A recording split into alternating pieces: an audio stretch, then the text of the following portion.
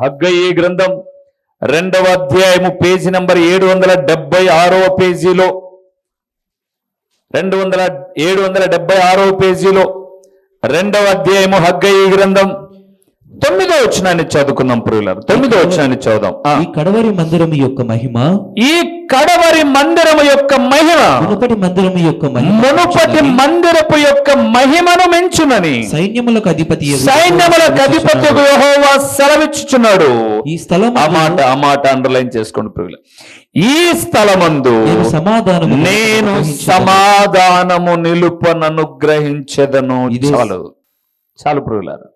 రెండవదండి, ఈ స్థలములో హృదయ ఆందోళనలు తొలగిపోయి సమాధానము దొరుకుతుంది. కొంతమంది సంతోషం కొరకు, సమాధానం కొరకు టీవీల ముందో, ఫోన్ ముందో, సినిమాల ముందో కూర్చుంటారు. కానీ ఇదిగో నా దేవుడు మాట్లాడుతున్నాడు. ఈ కడవరి మందిరపు యొక్క మహిమ మునుపటి మందిరపు యొక్క మహిమను మించునని సైన్యములకు అధిపతియగు యెహోవా సెలవిచ్చడమే కాకుండా ఈ స్థలమందు నేను ఏమి నిలుపుతాను? సమాధానము. దేవుని బిడ్డలారా, భార్యాభర్తలు పోట్లాడుకున్నారా? పుట్టింటికి పోగాకండి, సమాధానం రాదు. అక్కడ ఇంకా వాళ్ళ మాటలు, వీళ్ళ మాటలు, సూటిపోటి మాటలు చాలా ఉంటాయి. నువ్వేం చేసావు అని నీ తల్లిదండ్రులు కూడా అడుగుతారు. లేదా మరొకటి ఏదైనా అయిందా? ఎక్కడెక్కడో వద్దు, ఎక్కడికి వెళ్ళినా చెడ్డ ఆలోచనలు తెచ్చి చచ్చేదానికి ప్రయత్నం చేసేటట్టుగా ప్రేరేపిస్తాడు అపవాది. కానీ నువ్వు మందిరంలోకి వచ్చి కూర్చో, ఎవ్వరు అవసరం లేదు నీకు. నువ్వేమి స్వరమెత్తి పాట పాడాల్సిన పని లేదు, ప్రార్థన చేయాల్సిన పని లేదు, మౌనంగా ఉండు. అదే కదా కీర్తనాకారణం ఏంది? నేను సియోనులో మౌనముగా నుండుట నీకు స్తుతి చెల్లించుటే. మౌనంగా ఉండు. నీ మనస్సులో ఉన్న ఆందోళనలు అన్నీ తొలగిపోయి సమాధానముతో బయటికి నడిపిస్తాడు ప్రియులారా. అయితే నువ్వు ఒక పని చేయాలి. యెషయా గ్రంథం 26వ అధ్యాయము 3వ వచనం, అద్భుతకరమైన మాట. 3వ వచనాన్ని చదువుదాం. ఎవని మనస్సు నీ మీద ఆనుకొనును, వానిని నీవు పూర్ణ శాంతి గలవానిగా కాపాడుదువు. ఏలయనగా అతడు నీ యందు విశ్వాసముంచి ఉన్నాడు. ఇక్కడ అన్నాడు కదండి, కడవరి మందిరములో కూడుకున్న వారి మీద నేను సమాధానము నిలుపుతాను అంటే దేవుడు అంటున్నాడు, సమాధానము కావాలంటే మందిరంలో కూర్చున్న నువ్వు వ్యర్థమైన ఆలోచనలన్నీ ప్రక్కన పెట్టి నీ మనస్సు ఏం చేయాలట? దేవుని మీద ఆనుకొనిన ఎడలా. అవును ప్రియులారా, మనసు ఎక్కడెక్కడో తిరుగుతుందా? అసమాధానమే. కానీ దేవుని మీద నీ మనస్సు ఎప్పుడైతే ఆనుకుంటుందో, అక్కడ అన్నాడు సగం సగం శాంతి కాదు ప్రియులారా, నీవు వానిని ఎలాగా పూర్ణ శాంతి గలవానిగా కాపాడుదువు. దేవునిందు ప్రియమైన వారలారా, ఈ సమయమందు నా ప్రభు మాట్లాడుతూ ఉన్నాడు. ఈరోజు చాలా మందికి సమాధానం లేదు. కుటుంబాల్లో జీవిస్తున్నారు కానీ సమాధానం లేదు. అసమాధానంతో ఉన్నారు, ఆందోళనతో ఉన్నారు, నిట్టూర్పుతో బ్రతుకుతూ ఉన్నారే తప్ప సమాధానం లేదు. కానీ సమాధానము దొరికే చోటు దేవుని సన్నిధి ప్రియులారా, ఈ స్థలము ప్రియులారా. నిజమండి, ఏ విధమైన ఆందోళన అయినా సరే ఇక్కడికి రండి. నీ తప్పిదమేంటో దేవుడు తెలియచేస్తాడు. ఎదుటి వ్యక్తి ఎడల నువ్వు ఎలాగుండాలో తెలియచేస్తాడు. అంత మాత్రము కాదు, నిన్ను పూర్ణ శాంతి గలవానిగా నడిపిస్తాడు. ఆ మధ్య కాలంలో మీకు ఒక మాట చెప్పాను. అమెరికా దేశమందు లేదా ఆయా పాశ్చాత్య దేశాలలో ఎక్కువ సంవత్సరం బ్రతికిన వాళ్ళను సర్వే చేశారు. వీళ్ళు ఇంత ఎక్కువ కాలం ఎలాగ బ్రతుకుతున్నారు, ఇంత ప్రశాంతంగా ఎలాగ బ్రతుకుతున్నారని సర్వే చేస్తే తెలిసిన విషయం ఏంటంటే, ప్రతిరోజు అట ప్రియులారా, వారు ఎవరు ఉన్నా లేకపోయినా అలాగ వెనకల ఒక చైర్ వేసుకొని కూర్చొని ఆ మందిరములో ధ్యానం చేస్తారంట. అంతే, ప్రార్థన కాదు, మౌన ధ్యానం అంతే. చీదరించుకునే కోడళ్ళు కావచ్చు, తృణీకరించే కుమారులు కావచ్చు, రకరకాలైన వ్యక్తుల మధ్య ఇంట్లో ఉండడం కన్నా దేవుని మందిరములో కనుక వారు మౌనంగా ఉండగలిగితే వారికి గొప్ప మనశ్శాంతి కలిగేదట. ఆ మనశ్శాంతి ఆరోగ్యాన్ని ఇచ్చేదట.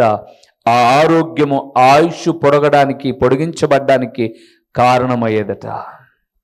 ఈరోజు ప్రభునందు ప్రియులారా, అన్ని ఆందోళనలే, దినము ఆందోళనే, ఉద్యోగములో ఆందోళనలే, కుటుంబములో ఆందోళనే, పిల్లల మధ్య ఆందోళనే, నెమ్మది లేని పరిస్థితులలో రా దేవుని సన్నిధికి. ఈ స్థలమందు ఆయన సమాధానమును అనుగ్రహించే దేవుడు, నీకు కొదువైన సమాధానం. అప్పుడు నువ్వేం చేయాలి? మౌనంగా ఉండి. రోమిలకు రాసిన పత్రిక ఏం చేయాలో తెలుసా? 5వ అధ్యాయము ప్రియులారా, రోమిలకు రాసిన పత్రిక 5వ అధ్యాయము 1వ వచనాన్ని మనం చూద్దాం. 1వ వచనాన్ని మనం చూద్దాం. కాబట్టి విశ్వాస మూలమున మనము నీతిమంతులముగా తీర్చబడి మన ప్రభువైన యేసుక్రీస్తు ద్వారా దేవునితో సమాధానము కలిగి ఉందుము. చాలు ప్రియులారా, దేవునితో ఎందుకు సమాధాన పడాలి? ప్రార్థన చేస్తున్న నీలో ఉన్న పాపాలన్నీ దేవుని ఎదుట తేటగా కనపడతాయి. నీలో ఉన్న లోపాలన్నీ దేవుని ఎదుట తేటగా కనపడతాయి. ఆ తేటగా కనపడుతున్న పాపాలను నువ్వు ఒప్పుకొని ముందు దేవునితో సమాధాన పడగలిగితే నా దేవుని వాక్యం సెలవిస్తుంది ప్రియులారా, ఈ స్థలమందు ఆయన కనుదృష్టి నిలపడమే కాదు, ఈ స్థలమందు నీకు సమాధానమును అనుగ్రహించువాడుగా ఉన్నాడు. నేను మరలా చెప్తున్నానండి, ఈ స్థలము సమాధానము దొరికే స్థలము. మీరు ఎక్కడైనా వెతకండి, పాట కూడా ఉంది కదా, సంతోషం ఎక్కడ దొరుకుతుందని, సమాధానం ఎక్కడ దొరుకుతుందని. ఎక్కడెక్కడో తిరిగాను నేను, ఏమేమో చేశాను నేను, చివరికది ఎక్కడుంది? నీలోనే, నీతోనే. అవును ప్రియులారా, మొదటిది ఈ స్థలములో నువ్వు ప్రార్థన చేసి నీ మార్గములను దిద్దుకుంటే ఆయన కనుదృష్టి ఉంటుంది, నీ ప్రార్థన ఆలకించబడుతుంది, నీలో ఉన్న అసమాధానం తొలగిపోయి సమాధానాన్ని ఇస్తాడు. 3వ విషయాన్ని చెప్తాను ప్రియులారా. దినవృత్తాంతములు 2వ గ్రంథం 6వ అధ్యాయము 21వ వచనాన్ని ఒక్కసారి మనం చదువుదాం ప్రియులారా. దినవృత్తాంతములు 2వ గ్రంథం 6వ అధ్యాయము 21వ వచనాన్ని ఒకసారి చదువు. నీ సేవకుడును నీ జనులైన ఇశ్రాయేలును ఈ స్థలము తట్టి తిరిగి చేయబోవు ప్రార్థనలను నీవు ఆలకించుము. ఆకాశమునున్న నీ నివాస స్థలమందు ఆలకించునప్పుడు క్షమించుము. చాలు ప్రియులారా. 3వదండి, ఈ స్థలములో పాపములకు క్షమాపణ దొరుకుతుంది. ఏం దొరుకుతుంది? పాపములకు క్షమాపణ. ప్రియులారా, ఒక మాట మీకు జ్ఞాపకం చేస్తాను. నేను ఎప్పుడైనా వాక్యం మీతో మాట్లాడేటప్పుడు, దేవుడు చెప్పమన్న విషయాలు చెబుతున్నప్పుడు ఏదైనా సూటిగా మీకు తగిలింది అనుకుందాం, తగలగానే మీకేమి కోపం వచ్చేసింది. నేను చెప్పినందుకు రాలే మీకు కోపం,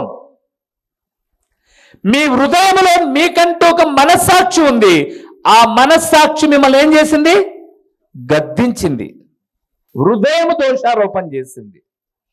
నువ్వేమనుకుంటున్నావంటే నేను చెప్పానని నా మీద కోపడుతున్నావు, కానీ నేను చెప్పడం కాదు, నీ హృదయంలో ఉన్న నీ మనస్సాక్షి చెప్తాంది నువ్వు తప్పు చేసావు, అందుకే చూడు దేవుడు మాట్లాడుతున్నాడని.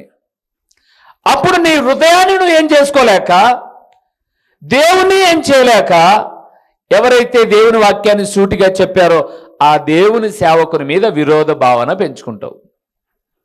అయితే నువ్వు విరోధ భావన పెంచుకోకుండా ఈ స్థలమందు ప్రార్థన చేసి నీ పాపములో నీవు ఒప్పుకోగలిగితే, చెప్పండి, నా దేవుడు ఏం చేస్తాడట? క్షమిస్తాడు ప్రియులారా. ఎందుకు? ఈ స్థలములో ఆయన కనుదృష్టి ఉంది. ఇది ఆయన సమాధానము నిలిపే స్థలం. ఇక్కడ పాపములు క్షమించబడే సమయం, స్థలం ఇది. నువ్వు ఏ పాపమైతే రహస్యంగా లేదా ఎవరు చూడలేదు లేని కళ్ళు కప్పి చేశావో, కానీ నిత్యము చూస్తున్న దేవుడున్నాడని మర్చిపోమాకు. దేవుడున్నాడని మర్చిపోమాకు. ఆయన కళ్ళు కప్పి నువ్వు ఏమి చేయలేవు. ఇహ పరములలో ఎక్కడ కూడా. ఆయనను గురించి లేఖనం సెలవిస్తుంది, ఆయన కనుదృష్టి అట దుష్టత్వమును చూడలేనంత నిష్కలంకమైనది. పాపాన్ని చూడలేని చూపు ఆ పవిత్రమైన చూపు ఆయనది. ఆయన ఎదుట నువ్వు ఏ పాపం చేశావో ఒప్పుకోవడం కాదు కావాల్సింది, ఒప్పుకొని విడిచిపెట్టడం. విడిచిపెట్టడం అంటే మరలా దాన్ని చెయ్యకపోవడం. ఈ స్థలములో పాపములు క్షమించబడతాయి ప్రియులారా, నీ పాపం ఏదైనప్పటికీ. అందుకే బైబిల్ గ్రంథంలో మీరు చూడండి, దేవుని సన్నిధానంలోనికి వచ్చి పాపాలు ఒప్పుకున్న వారు ఉన్నారు. మనకు బాగా పరిచయమైన ఒక మాట చెప్తాను. లూకాసు వార్త 18వ అధ్యాయం మీరు చదవద్దులేండి. ప్రార్థన చేయడానికి దేవాలయానికి ఎంతమంది వెళ్ళారట? 2 వెళ్ళారు. ఒకడు పరిచయుడు, మరొకడు సుంకరి. ఏంటండి పరిచయునికి సుంకరునికి తేడా అంటే, పరిచయుడు ఒప్పుకుంటాడు, బయటికి వెళ్ళి మళ్ళా చేస్తాడు. అందుకే పరిచయులను అన్నాడు, మీరు సున్నం కొట్టిన సమాధులు. పైకి బాగానే ఉంటారు కానీ మీ అంతరంగాలు చెడిపోయాయి అన్నాడు. అయ్యో వేషధారులైన శాస్త్రులారా, పరిచయులారా అని చాలా పర్యాయములు గద్దించాడు. ఆ పరిచయుడు ప్రార్థన చేశాడు దేవాలయంలో, సుంకరి ప్రార్థన చేశాడు. కానీ ప్రార్థనలో క్షమించబడి నెమ్మదిగా బయటికి వెళ్ళిన వాడు సుంకరే అని మనకు తెలుసు. ఎందుకో తెలుసా? అతను ఒప్పుకున్నాడు, దేవుని కనికరానికి పాత్రుడై సమాధానంగా బయటికి వెళ్ళాడు. ఈరోజు ఈ మాట వింటున్న దేవుని కుమారుడా, ఈ స్థలం ఏంటో తెలుసా? ఆయన కనుదృష్టి నిలిపే సమయం. ఈ స్థలం సమాధానము నిలిచే స్థలం. ఈ స్థలం నీ పాపములను క్షమించే స్థలం. ఇంకొక మాట చెప్పి ముగిస్తాను. ఆదికాండము 28వ అధ్యాయము 16వ వచనాన్ని చదువుతున్నాం. యాకోబు నిద్ర తెలిసి నిద్ర తెలిసి నిశ్చయముగా యెహోవా ఈ స్థలమందున్నాడు, అది నాకు తెలియకపోయినను కొని చాలు ప్రియులారా. 4వదండి, ఈ స్థలమందు ఎవరున్నారండి? దేవుడున్నాడు. ఎంతో భయంకరము అన్నాడు. ఎందుకు? ఈ స్థలములో ఆకాశ మహాకాశమందు అత్యున్నత సింహాసనమందు ఆసీనుడైన దేవుడు నివసించే పరలోకపు గవిని ఇది. ఈ స్థలములో దేవుడున్నాడు. ఇప్పుడు నేను అడుగుతాను, ఈ స్థలములో దేవుడుంటే నువ్వెట్లున్నావు? కొంతమంది అండి మంత్రులు, మీకు తెలుసు కదా, అప్పుడప్పుడు మనం మంత్రుల దగ్గరకో ఎమ్మెల్యేల దగ్గరకో లేదా అంత స్థాయి లేకపోయినా కనీసం ఎంఆర్ఓ దగ్గరకో ఆర్ఐ దగ్గరకో వెళ్ళాం అనుకున్నాం, ఏదో అప్లికేషన్ తీసుకొని. ఇంకా అనారోగ్యం ఉండి వైద్యుని దగ్గరికి వెళ్ళిపోయాం అనుకోండి, అపాయింట్మెంట్ తీసుకొని. ఫస్ట్ మనం చేసేటటువంటి పని ఏంటి? మన దగ్గర సెల్ ఫోన్ ఉందనుకోండి, ఏం చేస్తాం? సైలెంట్ మోడ్లో పెడతారు. ఎమ్మెల్యే గారితో మాట్లాడేటప్పుడు ఒక్క నిమిషం ఉండండి, బయటికి కాల్ వచ్చింది, మాట్లాడొస్తాను, బయటికి లోపలికి పోతారా? ఎందుకు పోరు? ఆ ఫోన్లో వచ్చే ఫోన్ కన్నా ఆ ఎదురుగా నిలబడుకున్న వ్యక్తి గొప్పోడు. మరి మందిరానికి వచ్చినప్పటి నుంచి లోపలికి బయటికి ఏమి ఇసిపెట్టాకదాటనా ఇది లోపలికి బయటిగా నీకు? అంటే నువ్వు దేనికి ప్రాధాన్యత ఇస్తున్నావు? ఈ స్థలము మళ్ళా చదవండి, 17 వచనం చదవమా? భయపడి ఈ స్థలము ఎంతో భయంకరము. ఇది దేవుని మందిరమే కానీ వేరొకటి కాదు. ప్రభునందు ప్రియులారా, మీకు ఇది వరకు చాలా పర్యాయాలు చెప్పాను. నేను అవసరాన్ని బట్టి మరొకసారి చెప్తాను. నేను ఒకానొక దినాన 2007వ సంవత్సరం 8, 9, 7, 8, 9, 10 వరకు కొంతవరకు ఒక చారిటీ హోమ్లో పనిచేశాను, ఒక అనాథ ఆశ్రమంలో ఒక పాస్టర్గా. అక్కడ నాకు ఒక ఆమె జీతం ఇచ్చి, పాస్టర్ గారు ఉదయ సాయంకాలంలో పిల్లలకు ప్రార్థన చేసి దేవుని వాక్యం నేర్పించండి అని చెప్పేది. ఒక 7,000 జీతం ఇచ్చి, మీకు తెలుసు చెప్పాను చాలా పర్యాయములు, ఏ రోజు ప్రార్థనా మందిరానికి నేను ఫోను తీసుకెళ్ళాల. ఒకరోజు వాళ్ళ మెసేజ్ ఫస్ట్ సాక్షిలో ఆ షర్మిలమ్మ గారి భర్త అనిల్ ఇది ఫస్ట్ మెసేజ్ టెలికాస్ట్ అవుతుంది. ఆ విషయం గురించి ఆమె నాకు ఫోన్ చేసింది. పిల్లలందరికీ చెప్పి, రేపు ఉదయకాలమున ఫస్ట్ మెసేజ్ ఫస్ట్ టెలికాస్ట్ అవుతుంది, మీరంతా ప్రార్థన చేసి సో మన మెసేజ్ని చూడండి అని చెప్పడానికని ఆమె నాకు ఫోన్ ఒక్కసారి కాదు 3-4 సార్లు చేసి, కాక మేనేజర్ అనబడి అక్కడ ఎంగమను కానీ ఆయనకు చేసింది. ఆయన ఎక్కడో ఉంటే, అమ్మా నేను పోతున్నమ్మా నేను చెప్తామ్మా అని మేం ప్రార్థన అయిపోయేసరికి దేవాలయం దగ్గరకు వచ్చాడు. ఏంటి పాస్టర్ గారు ఫోన్ అమ్మ చాలా మాటలు చేసిందంట, మీరు ఫోన్ లిఫ్ట్ చేయలేదంటే, నా ఫోన్ నా ఇంట్లో ఉంది సార్, ఏంటి విషయం చెప్పండి అన్నాను. రేపటి నుంచి ఏదో మెసేజ్ వస్తుందంట, అది మీరు పిల్లలు చూడాలంట, ఫస్ట్ మెసేజ్ అంట, ప్రార్థన చేయాలంట అంటే, సరే సార్ నేను ఇంటికి వెళ్ళి మాట్లాడతాను అన్నాను. ఇంటికి వెళ్ళాను, మాట్లాడాను, చెప్పాను విషయం. అమ్మ ప్రార్థనలో ప్రభుకే ప్రాధాన్యత. ఇక్కడ నా ఫోన్ ఉన్నా కూడా ఏ రోజు కూడా ఇది ఫ్లైట్ మోడ్లో లేకోకుండా ఉండదు. ఎందుకు పెట్టుకుంటానో తెలుసా? నేను 30 నిమిషాలు వాక్యం చెప్పాలి అని అంటే కరెక్ట్గా 30 నిమిషాలు టైమింగ్ కోసం ఫోన్ పక్కలో పెట్టుకుంటా. ఆదివారం పూట గంట సేపు ప్రసంగం చెప్పాలి అంటే ఇదిగో 10:30 నుంచి 9:30 నుంచి 10:30 వరకు నిమిషాలతో సహా 1 నిమిషం ఎక్స్ట్రా అయినా కట్ చేసేస్తారనమాట. ఆ టైం చూసుకోవడానికి ఫోన్ పెట్టుకుంటానే తప్ప ఎన్నో కాల్స్ వస్తాయి, వాళ్ళందరితో మాట్లాడడానికి పెట్టుకుని. ఎందుకో తెలుసా? ఈ స్థలము చెప్పండి ఏంటి? భయంకరము. ఇది దేవుడుండే స్థలం. ఒక్కసారి లోపలికి వచ్చాము అని అంటే అన్ని ముగించేసుకొని రావాలి. కాలకృత్యాల మీకు తెలుసు. మీరు ఒకవేళ డయాబెటిక్ పేషెంట్ అయితే, అంటే షుగర్ పేషెంట్ అయితే తప్ప మీకు పదే పదే ఆ యూరిన్ రాదు. ఒక్కసారి మనము ఒక గ్లాసులో చెమ్ముడు 1 లీటర్ నీళ్లు తాగేసి వచ్చి కూర్చున్న 2.5 గంట 3 గంటల వరకు మనము రెస్ట్ రూమ్కి వెళ్ళాల్సిన అవసరతలా. ఏదైనా శరీర బలహీనత ఉంటే తప్ప. కానీ మనం ఏం చేస్తాం? ఈ భయంకరమైన స్థలాన్ని కాస్త నిర్లక్ష్యం చేసి లోపలికి బయటికి ఇస్పెటాకులు ఆట ఆడుతూ ఉంటాం. అంటే ఇప్పుడు ఎవరికి ప్రాధాన్యత ఇస్తున్నట్టు మనం చెప్పాలి. ఎవరికి ప్రాధాన్యత ఇస్తున్నట్టు? దేవునికి ఇచ్చినట్ట కాదు, దేవునికి ఇచ్చినట్టు కాదు. నువ్వు యాక్టింగ్ క్రైస్తవుడు అంతే, యాక్టింగ్ క్రైస్తవురాలు అంతే. ఇక్కడికి వచ్చిన తర్వాత మా ఇల్లు దగ్గరేలే, అమ్మ ఏందో మర్చిపోయి వచ్చిన, కానుక తెచ్చుకోలేదా, పర్లే ఉండిపో. నీ కానుక కన్నా నీ హృదయం గొప్పది. దేవునికి నీ హృదయాన్ని పరిపూర్ణంగా అప్పగించు, వాక్యానికి విధేయుడవుగా.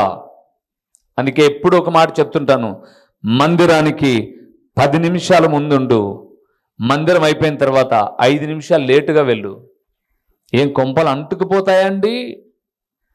ప్రక్కన వాళ్ళతో మాట్లాడడం, ఎదుటి వాళ్ళతో మాట్లాడడం, ఎవరిని పలకరించం, మీ పక్కన ఎవరు కూర్చున్నారో కూడా పరిపూర్ణంగా చూడం, ఒక చిరునవ్వు నవ్వం, వాళ్ళతో ప్రేమగా ఒక మాట చెప్పం, యాంత్రికంగా నవ్వినాది హృదయపూర్వకమైన నవ్వు కాదు, వందనాలు చెప్పిన హృదయపూర్వకమైన వందనాలు కాదు. అందుకే నేను ఒక పాట పాడాను, రాసి దేవుని మాటలు పొదుపుగా రాసి మార్చి పాడాను. ఈ మందిరంలోకి వచ్చి కూర్చుంటున్నాం, చేతులైతే కలుస్తున్నాయి కానీ హృదయం మాత్రం కలవడంలా. చేతులు కలుస్తున్నాయి, ఈ హృదయం కలవడంలా. మాటలైతే కలుస్తున్నాయి, మనస్సు కలవడంలా. యాకోబు అంటాడు, ఇది దేవుని మందిరమే కానీ మరొకటి కాదు, ఇది పరలోకపు గవిని. ఈ గవినిలో తల వంచిన వాడే పరలోకములోనికి చేరతాడు. ఈ గవినిలో సమాధానాన్ని పొందుకున్నవాడే పరలోకానికి చేరతాడు. ఈ గవినిలో క్షమించబడిన వాడే ఆ గవినిలోనికి వెళ్తాడు. గవిని అంటే ఊరులోనికి పోయేటటువంటి ముఖ్యమైన ద్వారము అని, హద్దు అని, అక్కడ దాకా ఆడ నుంచి ఊరు ప్రారంభమవుతుంది అని. దేవుని ప్రియబిడ్డలారా, ఈ స్థలములో చేసే ప్రార్థన అంగీకరించాలంటే ఈ భయంకరమైన స్థలము ఎడల జాగ్రత్త కలిగి ఉండాలి. మీకు తెలుసు కదండి, కొరింథీయులకు రాసిన మొదటి పత్రిక 3వ అధ్యాయం 16-17 తర్వాత చదువులండి, ఇప్పుడు అవసరం లేదండి. ఎవరైనాను దేవుని ఆలయమును పాడు చేసిన ఎడలా, ఫిల్ ఇన్ ద బ్లాంక్ చెప్పండి అందరూ.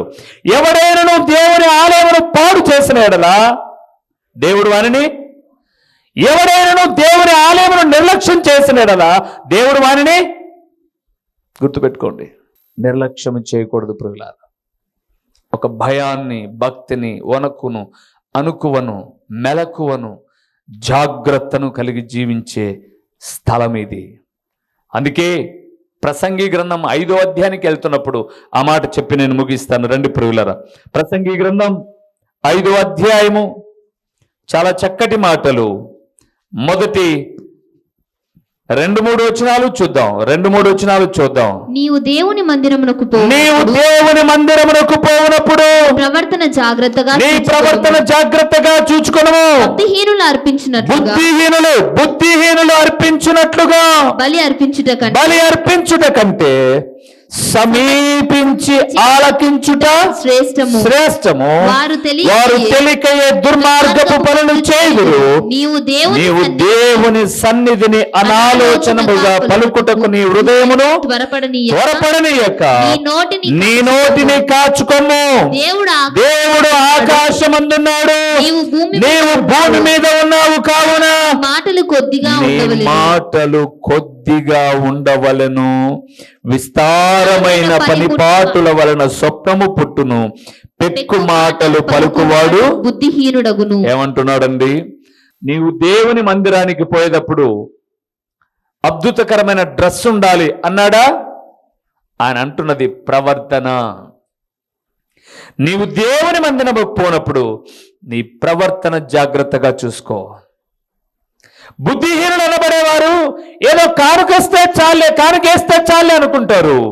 బుద్ధిహీనులు అనబడేవారు తమను ఏదో కనపరుచుకుందామని వెళ్తారు. నువ్వు అలాగుండద్దమ్మా, నువ్వు అలాగుండద్దయ్యా. అందుకే అన్నాడు, వారు తెలియక ఏ దుర్మార్గపు పనులు చేదురు. నీవైతే దేవుని సన్నిధిని అనాలోచంగా ఉండమాకు.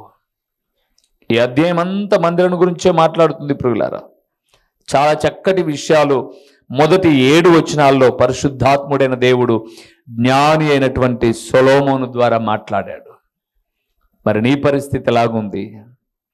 దేవుని మందిరం ఎడల నీకున్న మక్కువ ఎంత? దేవుని మందిరం ఎడల నీకున్న మక్కువ ఎంత?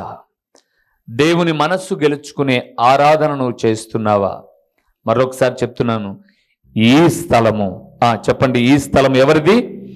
యెహోవా ఆలయము. ఈ ఆలయములో ప్రార్థన చేయాలి. రెండవది, క్రియలను దిద్దుకోవాలి. ఈ ఆలయములో ప్రార్థన చేసి క్రియలను దిద్దుకుంటే ఆయన కనుదృష్టి మన మీద ఉంటుంది. సమాధానాన్ని మనం పొందుకుంటాం. పాపములు క్షమించబడతాయి. ఈ స్థలమందు దేవుడున్నాడు కాబట్టి అనాలోచితంగా ఉండకుండా తగు జాగ్రత్త కలిగి ఉన్నట్లయితే ఈ పరలోకపు గవిను నుంచి పరమునకు చేర్చబడతాం. ఈ స్థలము ఎడల నువ్వు ఎంత గౌరవాన్ని కలిగి ఉన్నావు ఒక్కసారి ఆలోచించండి ప్రియులారా. కొంతమంది అండి, కొన్ని మందిరాలకు వెళ్ళినప్పుడు నేను చూశాను, ఆ సంస్థల పేర్లు చెప్పను కానీ వాళ్ళు ఎంత జాగ్రత్త పరులు అంటే, వాళ్ళు కూర్చున్న తర్వాత ప్రార్థన అయిపోయిన తర్వాత లేచి వాళ్ళ చుట్టూ ఇలాగ చూసుకుంటారంట. నేను అనుకునేవాడిని, లేచి చుట్టూ చూసుకోవడం ఏంటి అని అంటే, బహుశా తమ తల వెంట్రుకలు ఏది ఒకటి రాలినా ఈ పరిశుద్ధమైన మందిరంలో అవి ఉండకూడదని దాన్ని తీసుకొని బయటికి వెళ్ళిపోతారంట. మీరు కనకంబరాలు గుమ్మరిచ్చిపోయి ఉంటారేడా? ఎందుకంటే ఈ చెంగును సారుకు 4 మాటలు తెచ్చుకునేసరికి 4 మొగ్గలు దంచిపోయింటారు, దించేసింటారేడా? అన్ని దించి మళ్ళా వారం క్లీన్ చేసినప్పుడు చూద్దామని వెళ్ళిపోతుంటారు. ఎంత అవిధేయత! ఇది పరిశుద్ధ స్థలం. పరిశుద్ధమైనటువంటి ప్రవర్తనతో మనల్ని మనం సరిదిద్దుకోవాల్సిన స్థలం. ఇక్కడ ప్రార్థనే జరుగుతుంది, క్రియలను దిద్దుకుంటాం. నీకు ఒకవేళ పాపాన్ని గద్దించినప్పుడు నీకు కోపం వచ్చింది అంటే అది నా మాటల వల్ల కాదు, నీ మనస్సాక్షి గద్దిస్తుంది నిన్ను. ఇదిగో ఈ తప్పు నీలోనే ఉంది, అందుకే నీకే తగులుతుంది మాట అని చెప్పగానే నీ హృదయాన్ని నువ్వేం చేసుకోలేవు, కానీ ఎదురుగా ఉన్న సేవకుని మీద నువ్వు ద్వేషాన్ని పెంచుకుంటావు. నీ అవిధేయతను విడిచిపెట్టి ఈ రోజు నుంచైనా మందిరము ఎడల, దేవుని సన్నిధి ఎడల ఆసక్తిపరుడవై కొనసాగినట్లయితే దావీదును దీవించిన దేవుడు, సొలొమోనుకు సమాధానం ఇచ్చిన దేవుడు, హిజ్కియాను విస్తరింపచేసిన దేవుడు, యోవాషు మందిరములో దాచబడినప్పుడు గనుడైన దేవుడు, గణపరిచిన దేవుడు నిన్ను నీ కుటుంబాన్ని కూడా మెండైన దీవెనలతో తృప్తిపరుస్తాడు. లేచి నిలబడండి, ప్రార్థన చేద్దాం. ఒక్కసారి ఇప్పటిదాకా నీ వలన ఏ పొరపాట్లయితే జరిగాయో నాకు తెలియదు, ఇది నన్ను ఒప్పుకుందాం, విడిచిపెడదాం. ఆయన కనికరానికి పాత్రులవుదాం. ఆయన భయంకరుడైన దేవుడు, మహాగణుడైన దేవుడు. ఇక్కడ నీ మాటలు కూడా కొద్దిగా ఉండాలని చెప్పాడు. చూడండి, చూసాం కదా, 3వ వచనంలో ఆ మాట మాట్లాడుతున్నాడు. దేవుడు ఆకాశమందున్నాడు. 2వ వచనం 5వ అధ్యాయం ప్రసంగి గ్రంథంలో, దేవుడు ఆకాశమందున్నాడు, నువ్వు భూమి మీద ఉన్నావు కాబట్టి నీ మాటలు కొద్దిగా ఉండాలి, ఆయన స్వీకరించేవిగా ఉండాలి, ఆశీర్వాదాలు పొందుకునేవిగా ఉండాలి. ప్రార్థన చేద్దాం, తలలు ఉంచుదాం. మహాగణుడైన దేవా, మహోన్నతుడైన పరలోకపు తండ్రి, మీ ఘనమైన నామమునకు స్తోత్రములు చెల్లిస్తూ ఉన్నాము నాయనా. ఈ స్థలము ఎందుకు మీరు యెహోవా ఆలయము అని భక్తుడైన ఇర్మియా ద్వారా పలికించారో మీ లేఖనాన్ని మేము ధ్యానం చేస్తున్నప్పుడు, ఈ స్థలము ప్రార్థన అనగా ప్రసూకే, సృష్టింపబడిన సృష్టికర్తతో మాట్లాడేటటువంటి స్థలం ఇది అని మేము ఆయనతో మాట్లాడుతున్నప్పుడు ఆయన మాతో మాట్లాడే మాటల ద్వారా మా మార్గములను, మా క్రియలను మేము దిద్దుకోవలసిన వారుగా ఉన్నాము అని మీ లేఖనాల ద్వారా మీరు పలికిన విలువైన పరలోకపు సంగతుల కొరకు స్తోత్రాలు నాయన. ఇక్కడ ప్రార్థించు వారి మీద, తమ క్రియలు దిద్దుకొని వారి మీద సంవత్సరము మొదలుకొని సంవత్సరాంతము వరకు మీ కనుదృష్టి నిలుపుతానన్నారు. ఇక్కడ ప్రార్థించేటటువంటి బిడ్డలకు సమాధానమునిస్తా అన్నారు. ఇక్కడ ప్రార్థించు వారి తప్పిదాలు క్షమిస్తానన్నారు. ఇది భయంకరమైన చోటు కాబట్టి మేమెంతో జాగ్రత్తతో, వినయ విధేయతలతో ఉండాలని పలికిన మీ విలువైన వాక్కులను బట్టి స్తోత్రాలు తండ్రి. నిజమేనాయనా, ఈ వాక్యం విన్న నీ బిడ్డలు కేవలము వినువారు మాత్రము కాకుండా వాక్య ప్రకారము ప్రవర్తించువారుగా నిలుచుండునట్లు సహాయము చేయండి. ప్రకటించబడిన పరలోకపు సంగతులు వ్యర్థముగా పోకుండా సారవంతమైన నేలను పడిన విత్తనము వలె 30దంతలుగా, 60దంతలుగా, 100ంతలుగా ఫలింపచేసి మీ ఘననామానికి మహిమ ఘనత ప్రభావాలు మీరు కలుగు చేసుకునుమని ఎంతైనా నమ్మదగిన దేవుడైన మీకు స్తుతులు చెల్లించుకుంటూ యేసు నామములో అడిగి పొందియున్నాము తండ్రి, ఆమేన్. మా చిరునామా దైవజనుడు బ్రదర్ ఓ రూబేన్ గారు, క్రీస్తు ప్రార్థనా మందిరం, డోర్ నెంబర్ 1-10-386, నగరిగుట్ట, పులివెందుల, కడప జిల్లా. మీ ప్రార్థనా అవసరాల కొరకై సెల్ నంబర్ 9989067409.